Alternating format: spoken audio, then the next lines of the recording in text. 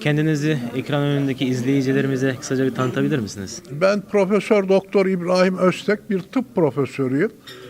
Gülhane Askeri Tıp Akademisi'nden 22 yıl önce emekli oldum.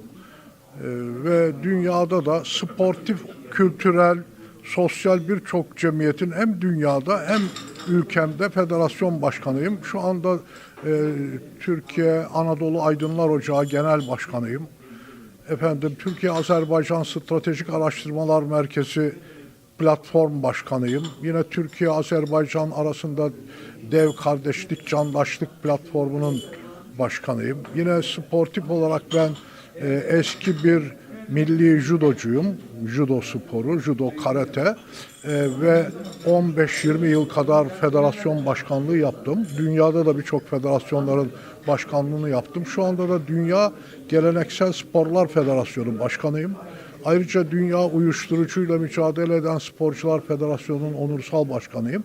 Böyle kültürel, sosyal ve efendime söyleyeyim siyasal değil ama yaptığımız çalışmaların birçoğu siyasi yönlerde de çalışmalarımızı sürdürüyoruz.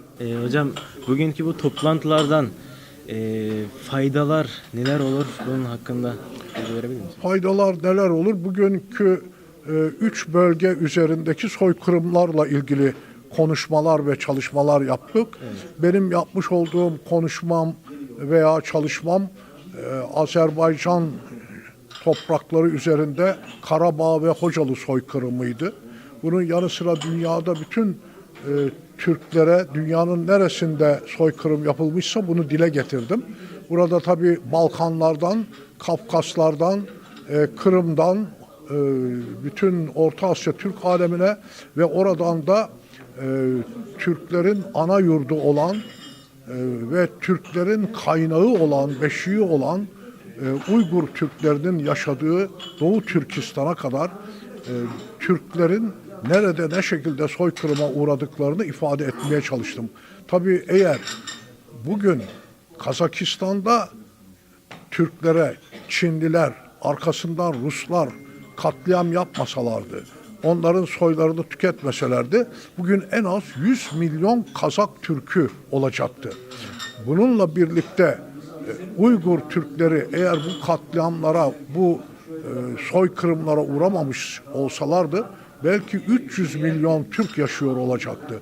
Yani bugün 300 milyon dünyadaki Türk nüfusu belki 1 milyar olacaktı. Ama Türklerin bu muhteşem kültür ve medeniyet kurucusu olması bütün dünyadaki son 300 yıl içerisinde, ama son 300 yıl içerisinde, çünkü bizim 10 bin yıllık en az tarihimiz vardır. Bu son 300 yıl içerisinde maalesef Türk'ün yükselişi Ruslar tarafından, daha sonra Çinler tarafından veya bizim şefkatle, merhametle yönettiğimiz milletler tarafından daima bir karşı soykırıma uğradık.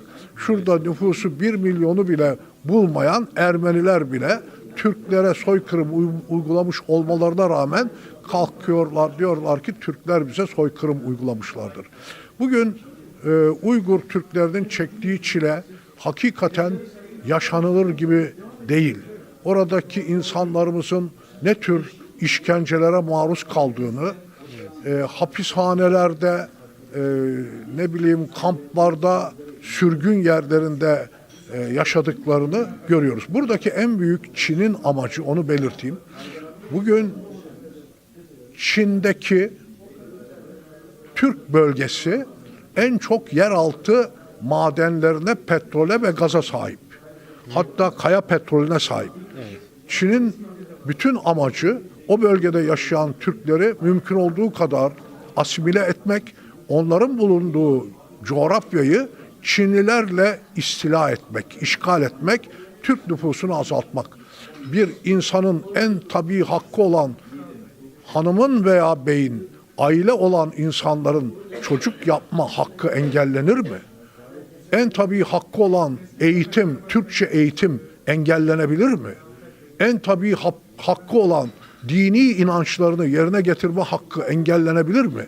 İşte bunların hepsi Çin'de yaşanıyor ve Çin'de Müslüman Türk milletine, Türk kardeşlerimize maalesef her çeşit kötülüğü reva görüyorlar ve yapmadık işkence ve soykırım bırakmamış durumdalar.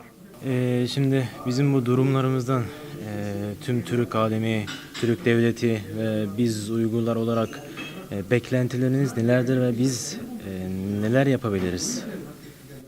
Bir defa Doğu Türkistan'da yaşanan bu zulmü bilimsel alanlarda bütün dünyaya duyurmamız lazım.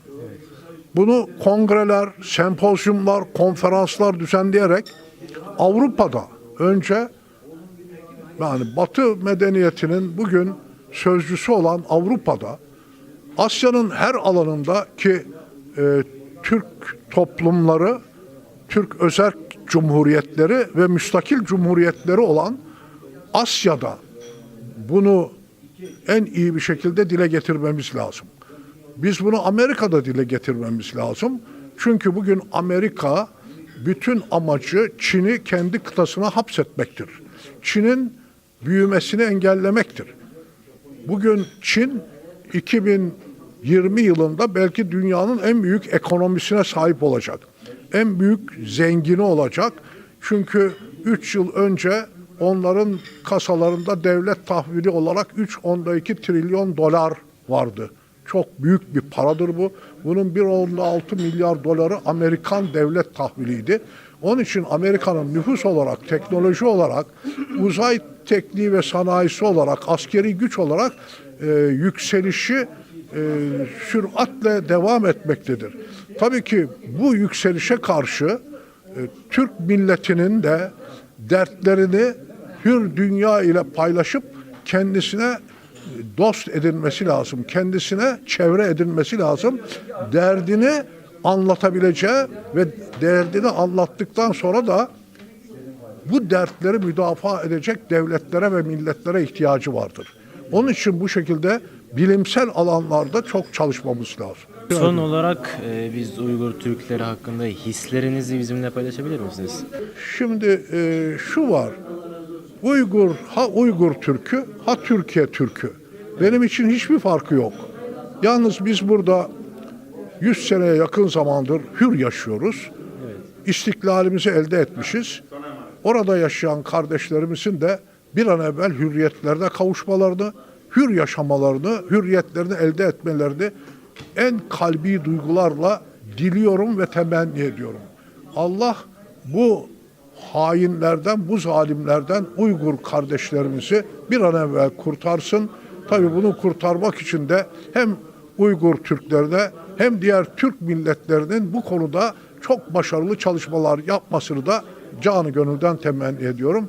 Sizlere de Muhammed Emin değil mi? Evet hocam. Bu güzel çalışmanızdan dolayı teşekkür ediyorum. Biz teşekkür ederiz. Allah yolunuzu açık etsin. Başarılar diliyorum. Çok sağ olun hocam. Allah razı Teşekkür ederim. olsun. Sağ ol.